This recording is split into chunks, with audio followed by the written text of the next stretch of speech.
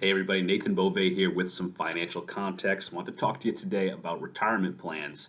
There are two basic types of plans out there. There are defined contribution plans and defined benefit plans. A defined contribution plan is a 401k, a 403b, and the main characteristics of this retirement plan is that when you retire, you have an account balance, a pile of money essentially.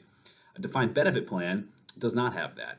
That is, you have a check that is sent to you in the mail every month that you can't outlive, but there's no balance. You cannot make withdrawals. You just get the check every month.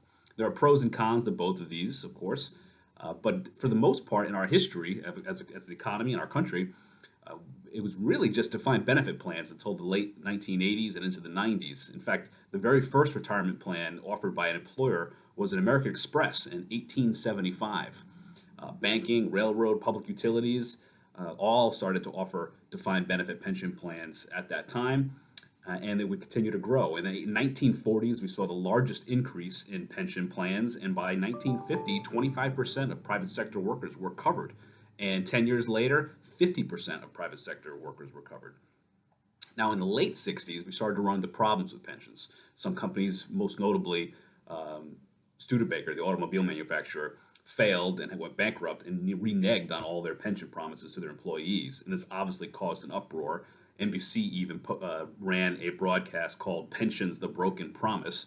And this caused Congress to act, and they passed the 1974 Employee Retirement Income Security Act, which provided some guidelines and things that employers could or could not do when it comes to their retirement plans. It also created a safety net for failed pensions. But the Revenue Act of 1978 is what created Section 401k in the Internal Revenue Code. And the next decade saw an explosion in defined contribution plans. Johnson & Johnson, Pepsi, J.C. Penney, these were the first companies to offer 401k plans. And by 1990, there were over 100,000 of them in the marketplace. And today, they're very almost ubiquitous in the private sector. Now, the thing that I find clients and people I talk to the most, the mistake they make is just not contributing to their 401k, especially if there's a match. Now, if you are not taking advantage of a match in your 401k, which is essentially free money, that's almost like going into an interview and being offered $60,000 a year in salary and saying, "Nah, I think I'll take 57,000 instead." That's essentially what you're doing. You're giving up free money. So if your 401k provides a match, you must try to take advantage of it in any way that you can.